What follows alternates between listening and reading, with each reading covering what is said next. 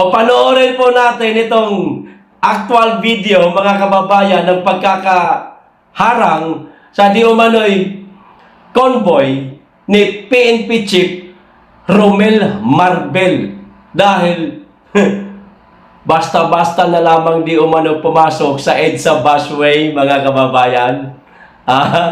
Alam namang bawal na bawal, pero pinasok pa rin. Samantalang tayong mga simpleng mamamayan laang, abay, ingat na huwag makapasok yung kahit isang gulong lang natin sa EDSA busway at agad matitikitan tayo, mga kababayan. Tuloy ang naging reaksyon ng ating mga kababayan dito po sa pagkakaharang nga sa convoy ni Romel Marbel, naging abusado di umano etong PNP Chief, mga kababayan.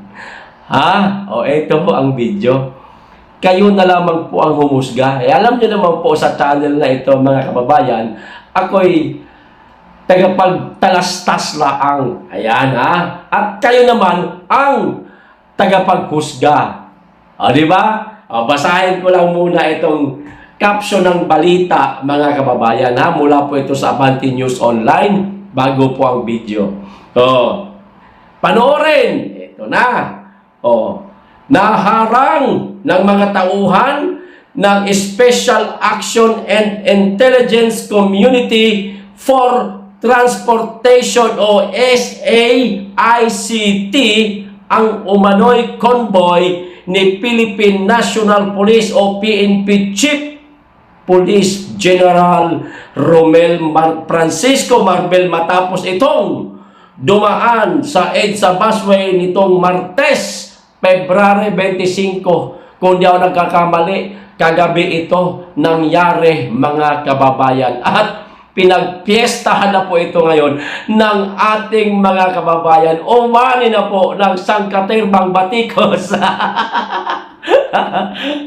Si PNP Chief Romel Marbel, at yun na nga ang sabi ng ating mga kababayan, abusado di umano itong mama, mga kababayan.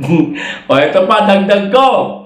Sa kuha ng SAICT enforcer, maririnig na nagtatalo sila ng isang lalaking naka-uniforme ng PNP, mga kababayan. Samantala, wala pang pahayag ang PNP ukol sa insidente. Pero nakuha ko na po ang naging pahayag naman ng PNP ngayong umaga lang, mga kababayan. Kagabi, hindi pa siyempre nagpaplanuhan pa nila kung ano yung sasabihin. Ganun yan, natural yan, mga kababayan.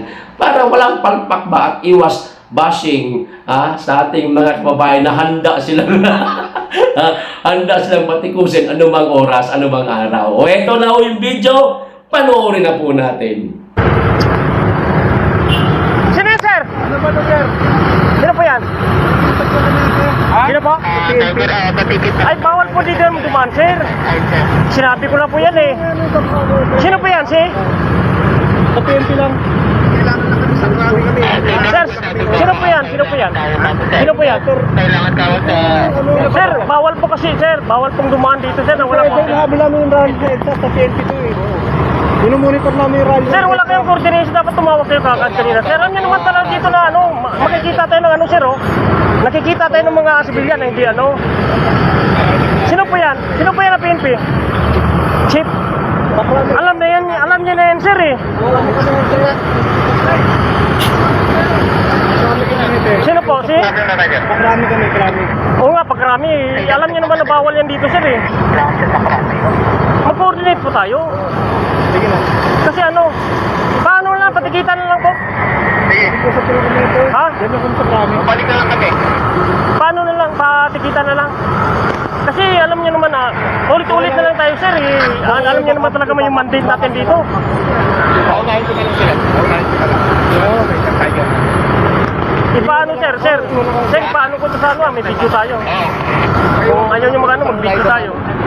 Magmamadali lang. Papatigit naman kami, Epe. Papatigit. Akin na muna yung ticket. Tigit na lang, Epe. Tigit na lang. Akin na po yung ticket.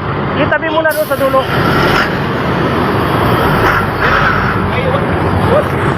Sir,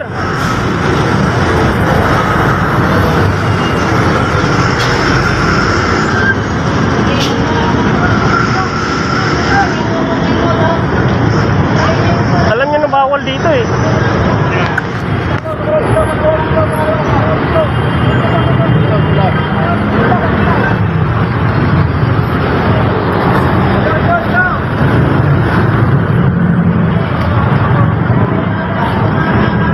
Sir!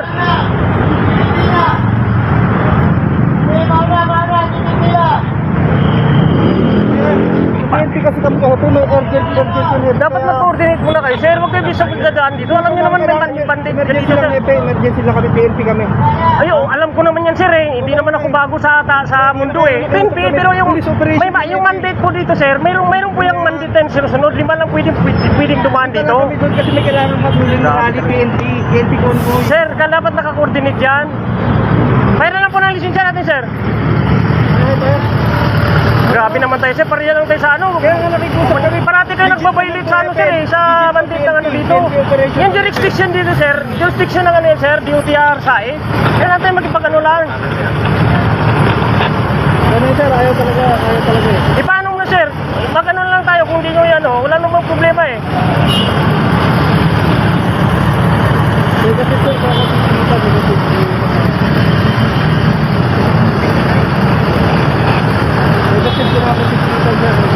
Sir, sino po yan? Si PNP Chief? hindi mo kailangan manong PNP convoy, hindi mo kailangan Oo nga, sir. Pero ba dapat yan? Hindi kayo, makilala kayo? Hindi ganun. Hindi, sir. Dapat mag-coordinate muna kayo sa amin. Naman po PNP. Alam niyo naman dito na ano eh, para, ginawa po itong busway para po hindi po sa mga VIP, para po sa mga pasahero. Sa busway po ito eh.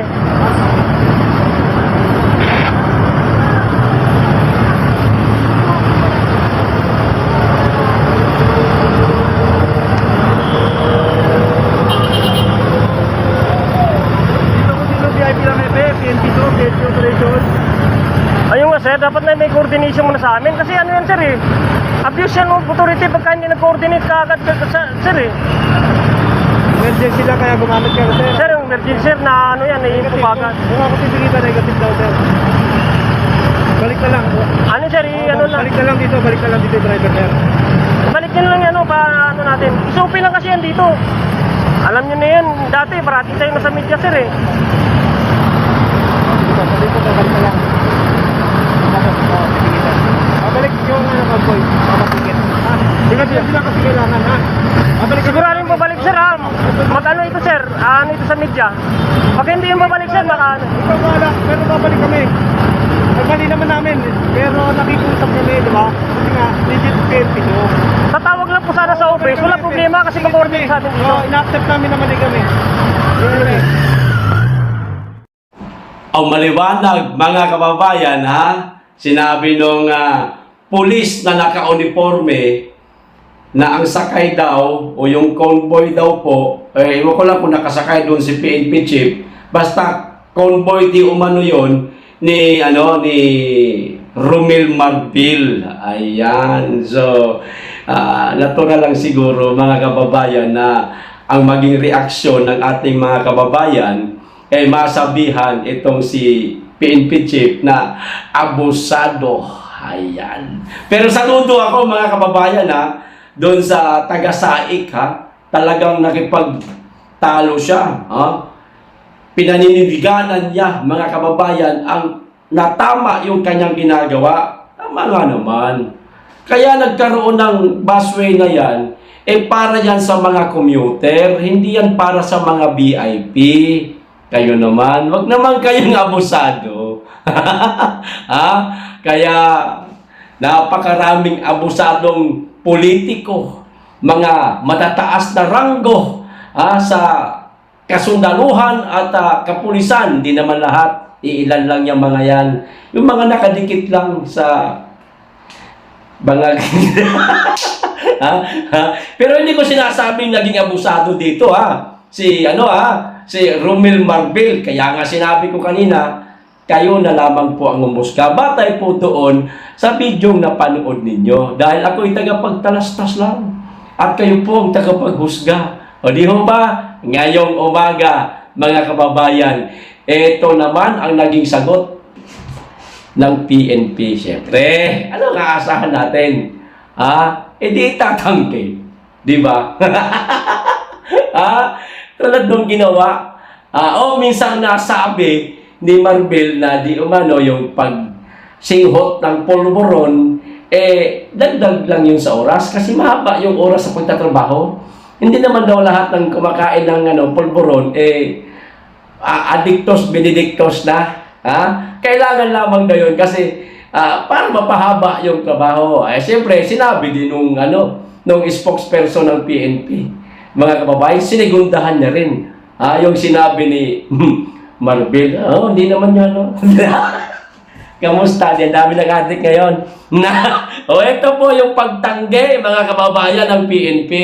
Ito itinanggi ng Philippine National Police o PNP na kay PNP Chief Police General Romel Francisco Marbel ang convoy na nasita ng Special Action and Intelligence Community on Transportation o SAIC kahapon. Ayon kay Police Regional Officer 3, Director at concurrent PNP spokesperson, Police Brigadier General Jane Pajardo, ang nahuling convoy ay sa isang mataas na opisyal ng PNP na humahawak ng sensitibong posisyon. Ngayon, itinanggi nila, mga kababayan, na ito di umano ay sa isang mataas din na posisyon sa PNP.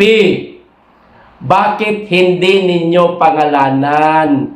Sana sinabi ho ninyo dito kung sino man itong taong ito.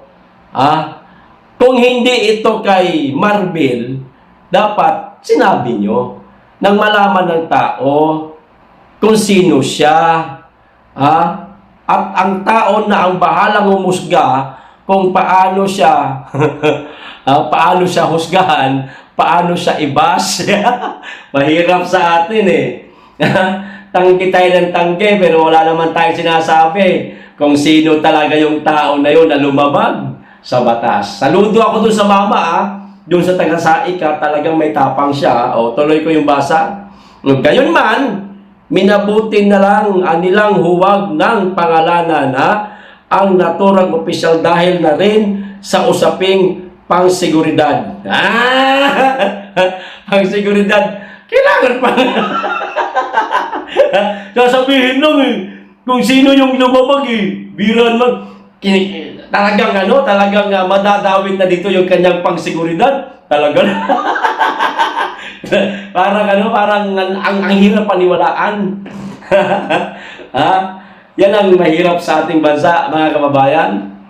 Kapag ka nga naman ikaw nasa mataas-taas na antas, lalo na't ikaw di ba, di ranggo, di uniforme, taragis na yan, mga kababayan. Talagang kayang-kayang mong lusutan lahat. Kahit na lumabag ka sa batas, ikaw pa rin ang tama. Di ba? Yan ang masakit di ba, mga kababayan? Yung tagapagpatupad ng batas, isa rin ang lumalabag sa batas. Tayo, kawawang-kawawa, mga kababayan. Konting pagkakamali lang, pak! Tinatapakan na nga nila ang demokrasya Mga vlogger, sinusupil na nga nila Karapatan naman natin ito magsalita. Opinion natin to, mga kababayan. Pero ano ginagawa nila? Di ba? Ginigipit na nila ang mga vlogger. Nagbuo sila ng isang committee. Itong TRICOM, para lang ito sa mga vlogger. At kung masaklap, DDS vlogger lang. Paano naman yung mga BBM vlogger? Ang daming fake news dyan. Di ba? Di ba? Tawag sa kanila, mga hunghang. Ayos! Hanggang dito lang. Maraming salamat. Mag-iingat kayo lagi at higit sa lahat. Mahalin natin ang Pilipinas.